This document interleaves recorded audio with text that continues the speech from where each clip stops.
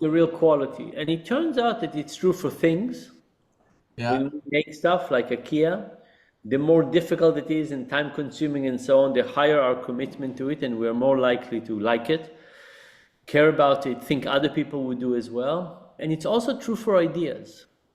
Ideas Yeah. that we came up with, we end up loving Ownership, essentially. Yeah. much Yeah. more. Yeah. Yeah. And it's one of those things that you say, like there are some things about humanity that you would say, okay, if I could get rid of that, I think I would.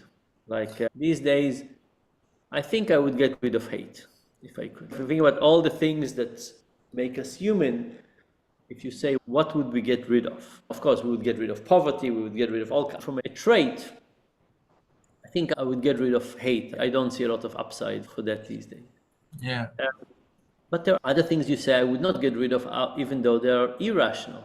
For example, our capacity for love, or capacity for caring about other people, or to write poetry. So there's like a capacity for love we certainly want to keep, maybe even get better. Hate, probably want to get rid of.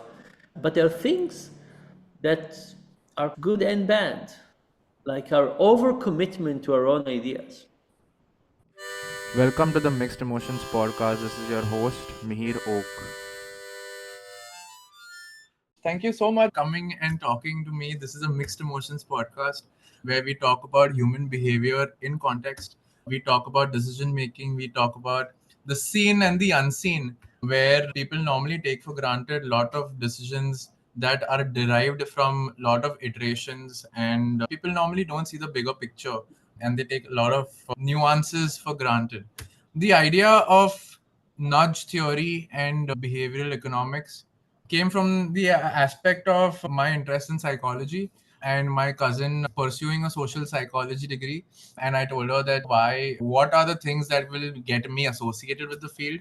And she gave me her own personal copy of this book, which is the Predictably Irrational book. This is her own copy. This is 2012.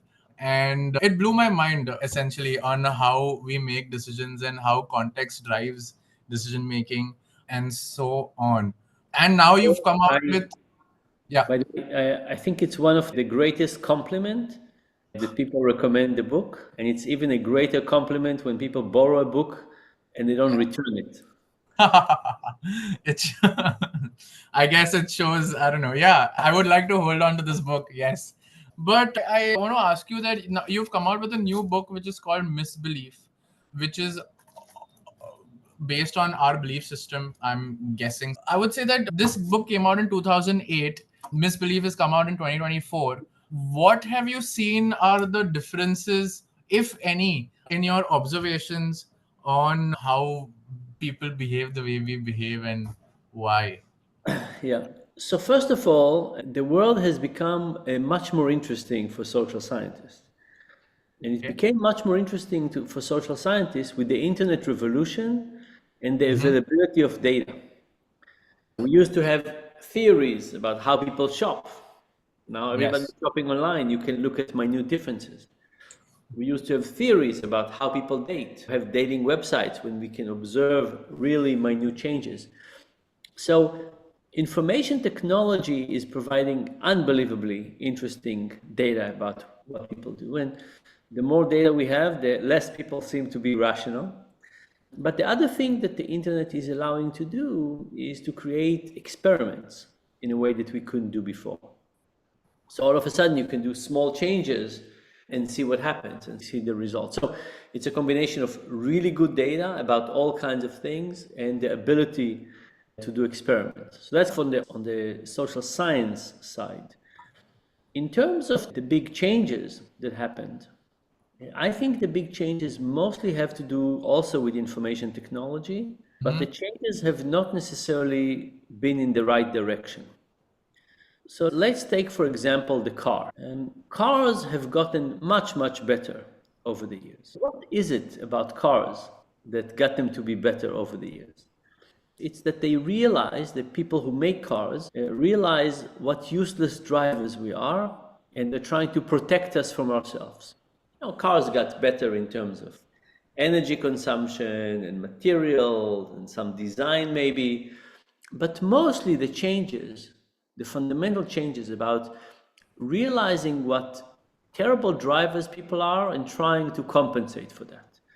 So brakes moved from really crummy brakes to anti-lock brakes, right? So people just drive too close to each other, they don't pay attention, they drive too fast, let's give them better brakes. Seat belts, people take crazy risks, let's put seat belts on. Rear view mirrors, we didn't have rear view mirror in the beginning. And then side mirrors, you could look around your shoulder, but people don't, so let's do side mirrors. And then looks little sensors on the side mirror in case a car is too much, and sensor from the car in front of us. And the amount of technology out there to protect ourselves.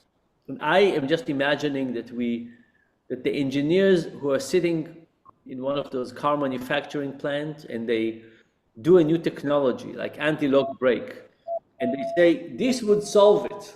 Now people would not have any accidents, and we surprise them. And then they do another thing, oh, this would solve it, there will be no accident. We surprise them.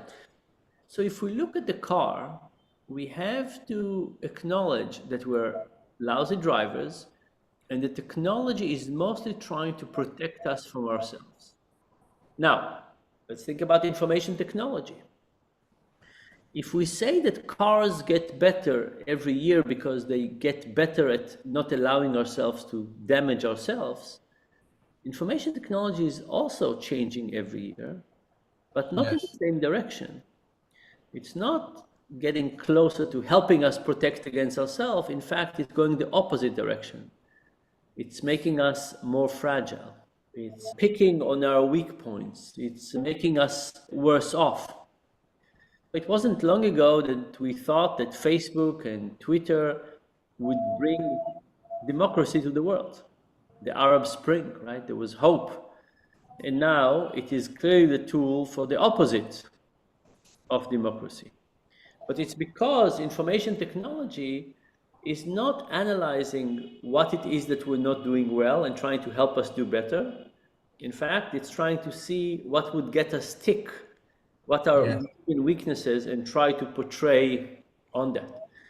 So if you ask me, have humanity changed? We're still the same people. 10 years or 20 years are not enough to change DNA or anything, but we are now meeting a technology that is getting, in many ways, the worst of us out. It could have been different. It could have been technology that get us to do better. I don't think that social media is inherently interacts like cookies. But tell me something. Wouldn't there be, I'm sorry to interrupt you, but wouldn't there be, I would presume that it is not only social media for earlier how it was social interaction and being updated with people. It would also be an interest media. It would also be media where you can consume things for knowledge purposes, for things that you can upgrade yourselves on. So let me tell you why am I saying this. It's because it didn't have to be like this, but the world of media has become the world of the attention economy. It's the addiction that is the bad part. And it's not just the addiction, it's negativity and repeated behavior. Think about a title. Misbelief, my most recent book, starts with my experiences of being villainized. People thought that I helped to bring about COVID. I got death threats. But look, I look a little strange with this half a beard, right, because of my injury. And people, so just for the people, this side has no hair, I got burned, so all of this is scars. But I would see people who wanted to be more popular on social media, and they would just make up something on me. They would use me, and you show somebody with a half a beard, and you make a nasty comment, and you say, this is this. And people look and people click. When there's a car accident, we stop and we look. So we are designed to think about the bad things of society. We are designed to look at bad things. So the world has become more for attention economy, more negative, and it didn't have to be like this. Social media could have had different models. It didn't have to be an advertising model. It didn't have to be an quick attention, but it evolved this way. And now it's not serving us well. And I had a very interesting and sad discussion with an expert of Generation Z. And what she said is that all of us are exposed to some degree to online content. Yes. Generation Z is exposed much more to it. Yes. So all of us are exposed to the negative things in the world because the internet is mostly social media, and the internet is mostly negative. It's biased toward negative. Yes. So Generation Z is extra negative.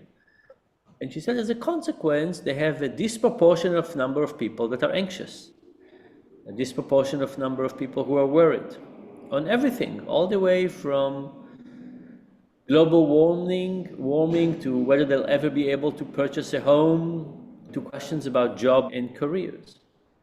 And not only are they anxious, but they live in what we call a surveillance economy, where the idea is that they are thinking all the time that if they say something wrong, it will be captured and somebody could use it against them at some point. Maybe in 10 years, who knows what the social standards will be, and somebody could use something against them.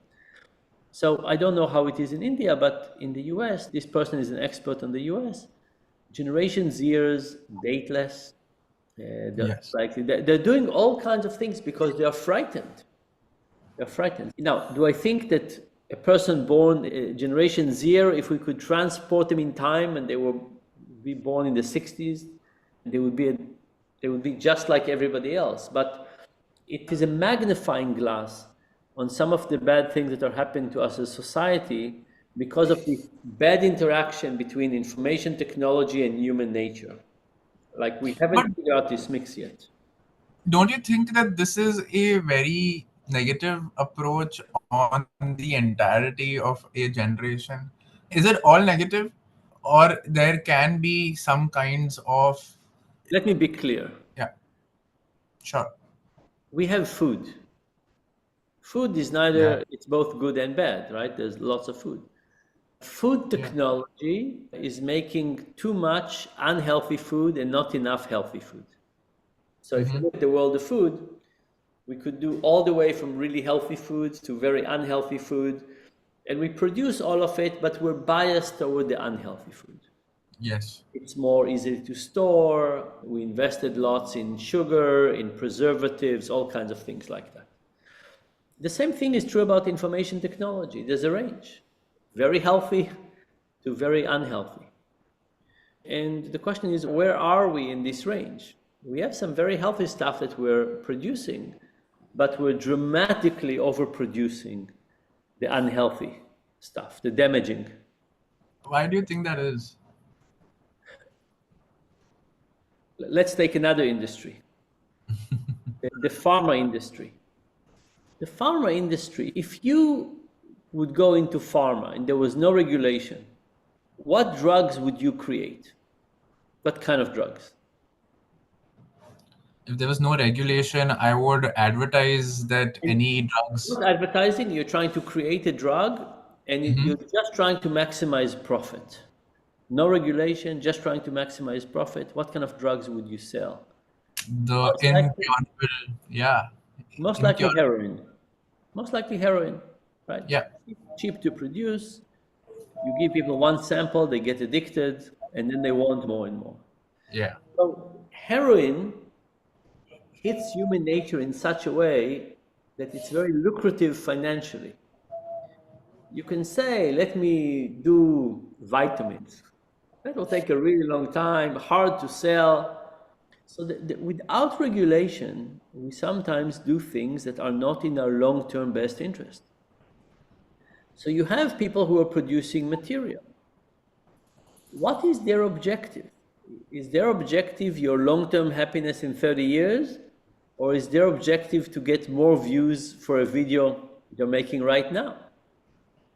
Their objective is to get more views right now. So we've created a very open temptation economy where lots of players are tempted to do what's good for them and not what's good for us for the short term.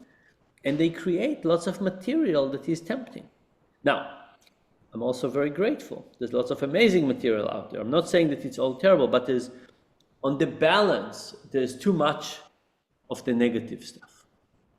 You're talking about gratification to an extent. I'm talking about our natural instinct and what we consume. And Right. if I think about the things that were written about me, if you basically have a headline that says, Professor Ariely is trying to slow down ambulances so more people would die on the way to hospital.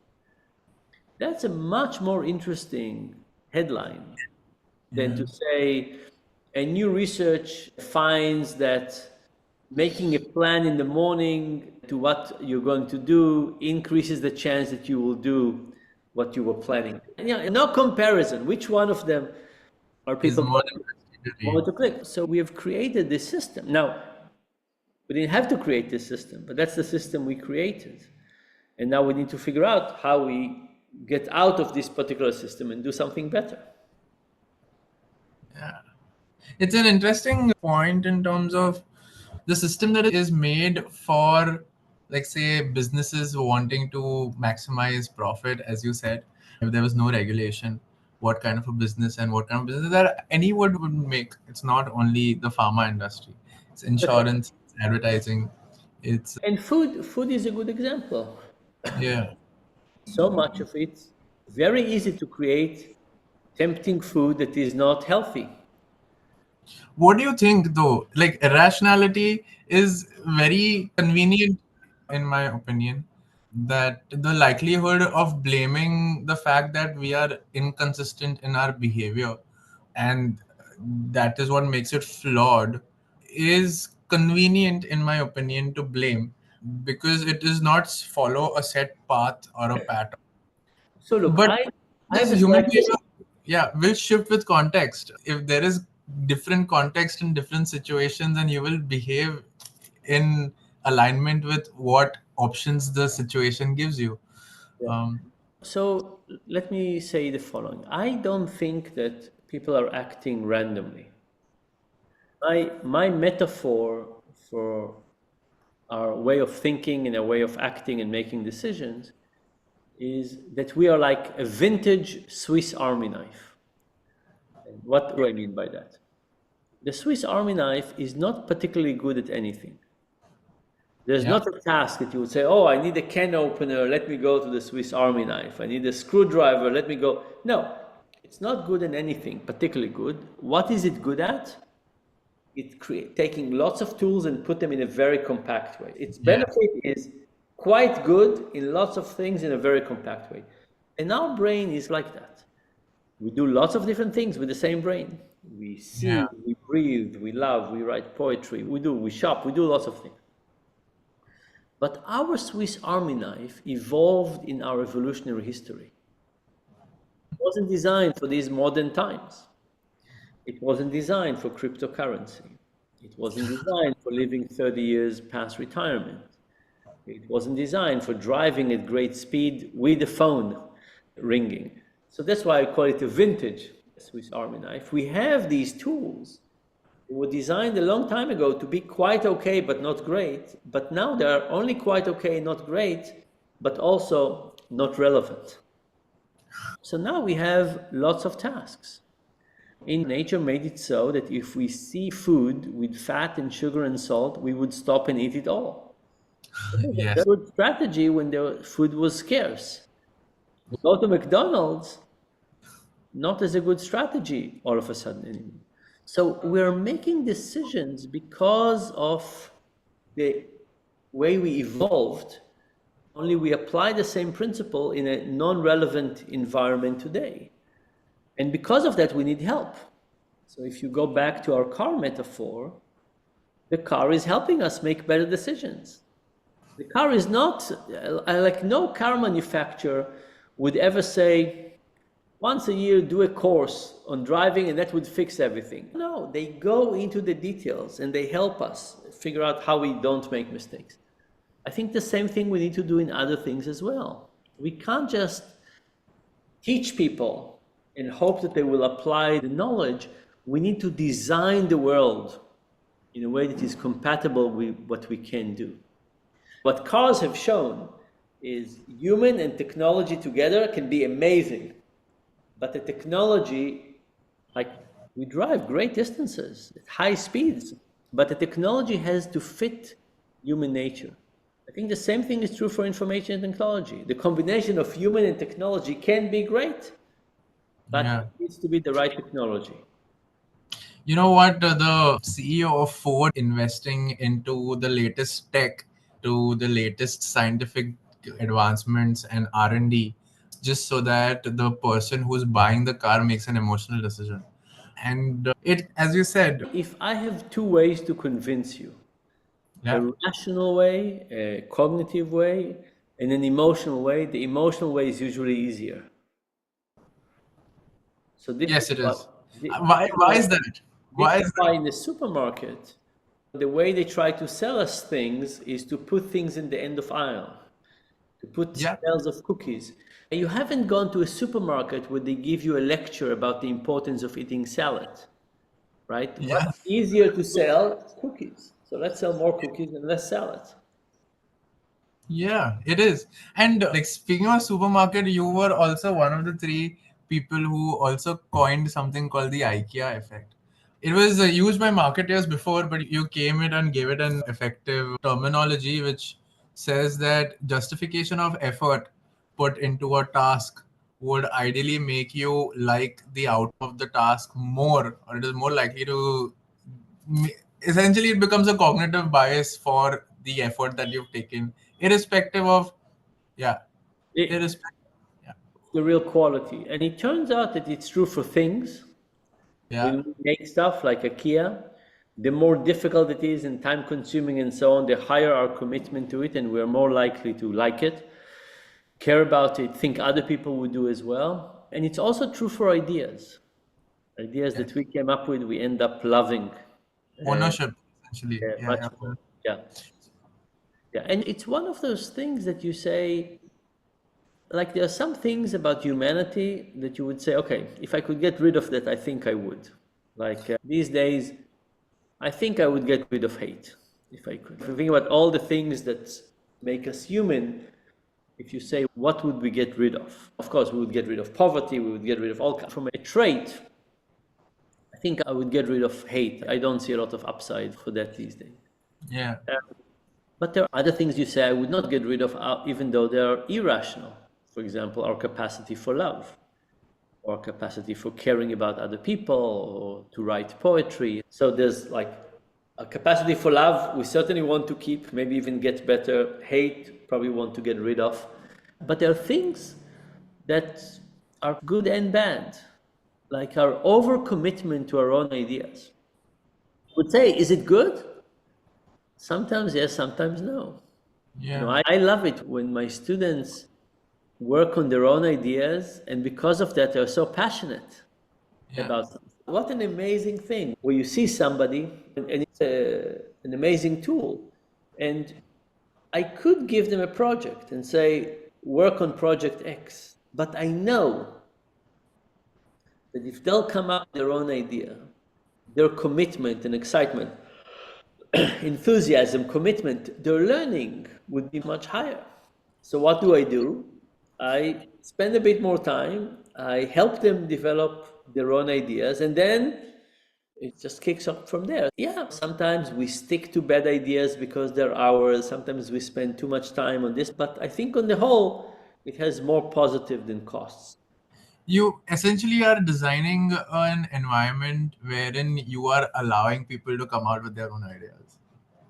That's right. The other thing I try to do is I try to get them not to decide too quickly. People generally, it's very hard to think. We don't like thinking that much. I sit with a student and we are talking about an idea for a research project, and they come up with something quite good. And it's very tempting to start working. Okay, let's start being busy. And what I usually say is, let's put this idea to the side and let's wait a month. And for the next month, let's bring more ideas up. And in a month, let's see if that idea Still, was is, indeed the best one we had so far. Because just because you have an idea right now doesn't mean it's the best one. And People work for such a long time on their ideas. I want to make sure that they're not coming to a too early decision about an idea. See, your latest book, this Misbelief book, you have put in a lot of thought and effort, and your commitment is into putting out facts about honesty and deception and human behavior around that. And I would say that the irrationality that your forte is would essentially mean that what dishonesty would mean and how we make up our decisions and how we have our soul or our conscience needs met would then attribute to how we think and how our actions align with our will and so on and so forth. I wrote about lots of topics. Yes. I wrote about individual decision making and financial decision making. I wrote about motivation at work. I wrote about dishonesty. But when I was attacked during the COVID era, Yeah. it became a very different kind of a book, because usually what I would do is I would do research and then I would say, okay, I have enough to write about. This one, it was so incredibly strange to have people who thought that I was purely evil telling me that I was purely evil, sending me videos where them burning my books and saying that they want to kill me and that I should be hung and have a trial for my crimes against humanity. And I was in that, and I just had to understand, how is this happening? So for the first month or so, I tried to fight it. I tried to argue with them and convince them and so on. And of course, I failed miserably. I didn't manage to convince anybody. But after about a month, I said, I don't understand what's going on. How could they have these opinions about me?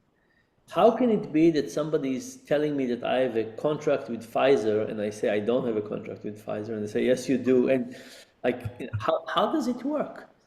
So I said, okay, from now on, I'm not going to argue. I'm just going to listen. I'm just going to try to understand. And I talked to lots of people who really hated me. I talked to one guy who even said that he thought that when I'll be on trial and found guilty, he would want to be my executioner. He disliked me that much. But I gave ChatGPT the book. And I said, please describe this book in one word. And ChatGPT chose empathy, which I thought was I was very proud of that word, because I think at the end of the day, I did try to understand them. I need to understand the process. But let's discuss a little bit this process. Sure. So,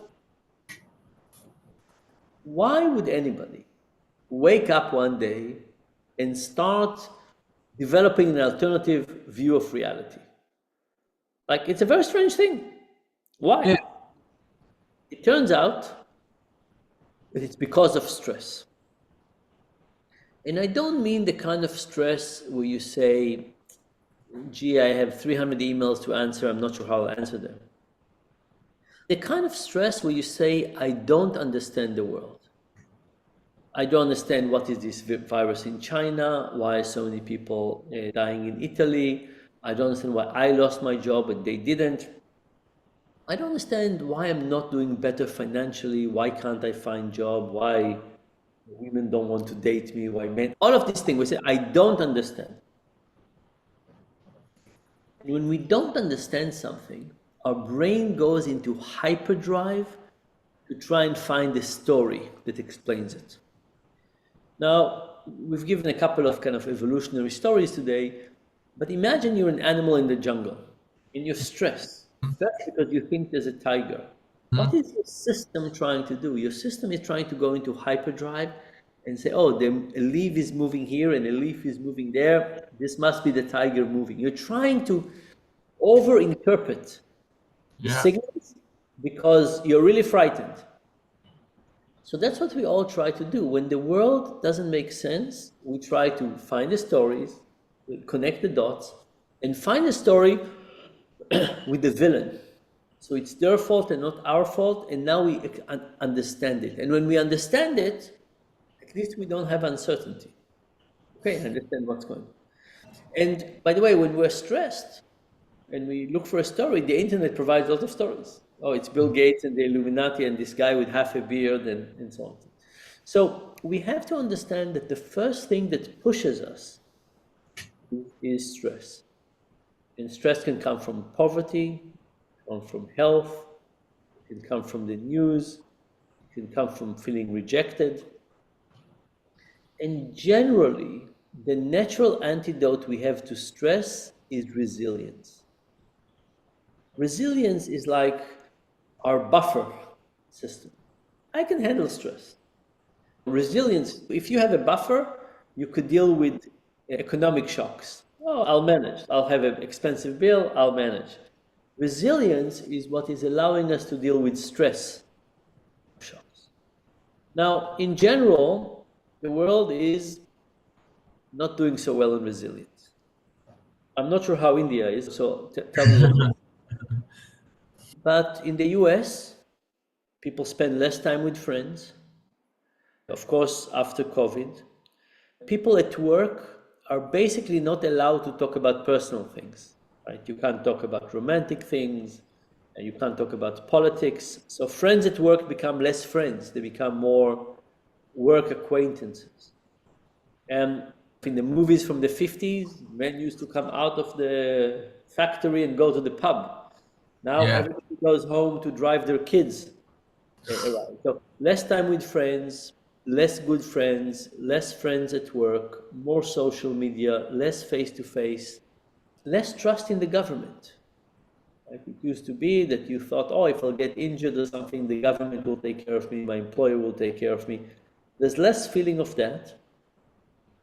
And economic inequality is contributing to decreased resilience. Why? Because even at the level of a neighborhood, as economic inequality is increasing, people feel less comfortable going to other people for help. That's true. So we're at the high point of stress. The world is hard to explain, and we're at the low point of resilience. So a lot of us are suffering from that. By the way, I'm talking to you now from Israel. I have been in Israel. I wasn't here on October 7th, but as soon as I could, after October 7th, I came here. There's, of course, tremendous sadness and so on. But Hamas is a terrorist organization, and you know who they are. And okay, we didn't exactly understand what brutality they are capable of and so on. But Hamas is Hamas. Right. The Houthis, like, where do they come from? Why are they shooting at us? In American colleges, you look at what's happening at Harvard, at MIT, at Penn, at Columbia, and you say, why is it that American Jews are being hated for something that is happening between Hamas and the Israeli government? These are Jewish people, another country, they didn't vote for this government, they're not connected. And of course, it's sad by itself to see them being attacked like this. But it also says, what is the world? Like, what is it? How can it be that what is the connection? Jewish people in Europe, graves of Jewish people are being desecrated, or people are being beaten up in Holland, or like, how is this connected? What is the world? What's happening in the world? And it's very hard to understand. It's a very different kind. Anyway, so not having an explanation for what the world is the first step. And then people take the first step, and then things get even worse, and we can talk about what gets them, but that's the first step. But resilience, you said, is the antidote to stress. And that is something that we do not, or we've seen that we are lacking in it. Yeah. I would really go on to understand or question the idea of stress in terms of how a person has the ability to, or has the mindset of his own capability of handling certain situations through which stress would arise, and then the resilience, as you said, in terms of, again, the self-esteem part of the capability of going through with the aspect of, even if this is hard, I can deal my these. So one of the things that helps with this kind of stress, the world is unexplainable, is to believe in God. Yes. Because if you believe in God, I remember I went to a very religious person at some point, and they really believed in God. And I say, help me understand why I got injured so badly. And that person basically said, mysterious are the way of the Lord. It's not your role to question. Just know that It's God good. has an intention. It's not without us. Now, I don't believe that, but for somebody who believes that, there's not really a feeling of stress because I don't understand the world. I don't know what to do. That person says, I don't need to know. Somebody else knows and somebody else has a plan and so on. So God really helps. But I think about the resilience we have is almost like an insurance plan. Yeah. So think about the concept in psychology we call secure attachment. And secure attachment starts at childhood. So imagine you have a kid, the kid is 4, and you go with your kid to the playground. And you say to the kid, go to the swings. And the kid runs to the swings and comes back an hour later. If that happened, you have a kid with secure attachment. On the other hand, if the kid goes, but every 90 seconds they look behind their shoulder to see if you're still there, not so successful. Now that distinction between knowing that somebody will be there to catch you versus not knowing if somebody will be there to catch you, that's for me resilience. So usually we think about resilience is coming back from a tragedy. I had a terrible injury, 3 years in hospital. Did I manage to come up? How long did it take me? Did I come up to better where I were or worse? How long? We usually think of it as the rebound. But resilience is really about, that's two, right? That's the real resilience, but it's also the perception of resilience. I walk around the world. How much do I feel that if something bad will happen, somebody will catch me? Yeah. What trust do I have? And I can say, you know what? If I lose my job, I'll be fine. The government would help me pay, my friends will cover me, somebody would offer me a job. I'm not so worried. If you think about health insurance, part of health insurance is insurance, but part of it is the feeling that, don't worry, you're Yeah. covered. If something unexpected happened, you don't need to worry. And people who don't need to worry about that are much more free.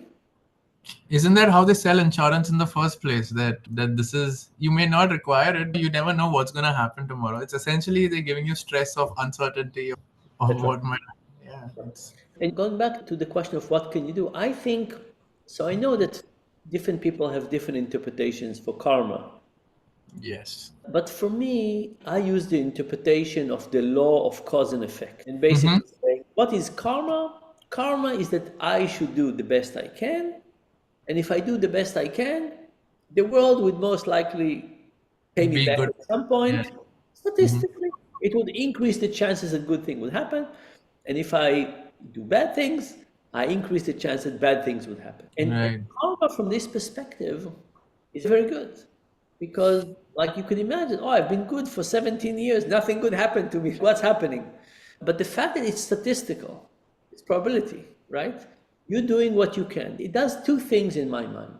One, you're not really expecting a reward because you don't know if it will come or not. It's statistical, right? So you can't be disappointed. But the second is it focuses you on the process and not on the outcome. Yes. So think about this. Yes. When I think about what to do, I'm saying my commitment is to do the best thing I can until something leaves my hand.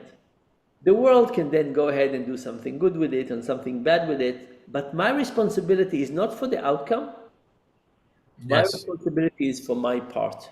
So I think both of those things, both the probabilistic nature and focusing on the process versus the outcome, are wonderful mechanisms for increased resilience. Because you say, I've done what I'm supposed to.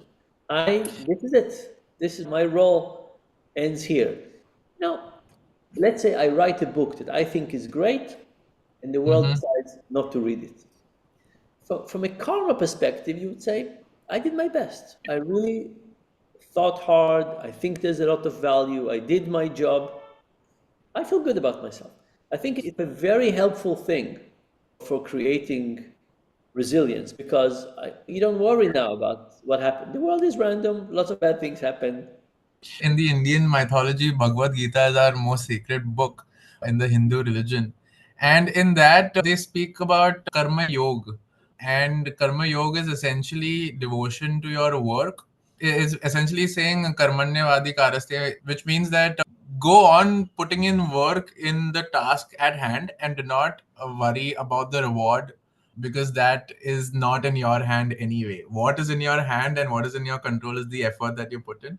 And if it will happen and probability of, as you said, so that is exactly what is written and what is the And that's a very good thing for if you always look at the outcomes. yeah. Think about your podcast. You could say, I've done my job. Or you Yeah. could say, oh, I'm going to be happy if people like it and be unhappy if people don't. That's taking things out of your control, making them much, much more random and so on. By the way, ritual and superstitions also arise when people have unpredictable things happening to them. So, for example, if you compare fishermen who fish in the ocean to fishermen who fish in a lake, fishermen who fish in the ocean have a much more unpredictable life. The ocean changes day after day, currents, storms, and so on. And those people also develop more superstitions. Why? Because the superstitions help them think that they are controlling Right. something. Right. But then, if in that scenario, if you are a believer of cause and effect that way, wouldn't you then say that the idea of creating context and the idea of creating an environment would hamper the idea of cause and effect in general, or you could certainly So, so, influence? Yeah.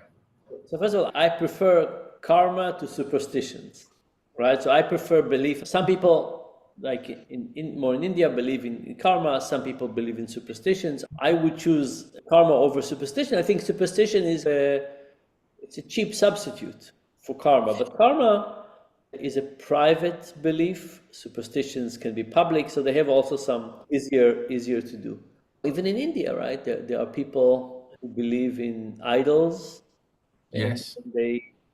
the belief in idols helps with doing something that is public, temple and pour water or put flowers or whatever you do. Now, you mentioned a few times the issue of context, and context Yes. ends up being a very important topic, and it's because the context direct our thinking. Yes. So, for example, if you take people who go to watch football, so very easy to create mob behavior. It's very easy to create a riot. Yes. You can take one person to act crazy, and they can get lots of people to act in ways they wouldn't have imagined they would act. Yes. Mob mentality, as we call it. Yeah. Yeah. Mentality, very easy to create. Yeah. The way you can also do it in the stock market. I don't know if you've observed cryptocurrency in the last few weeks. Yes. Certainly mob mentality.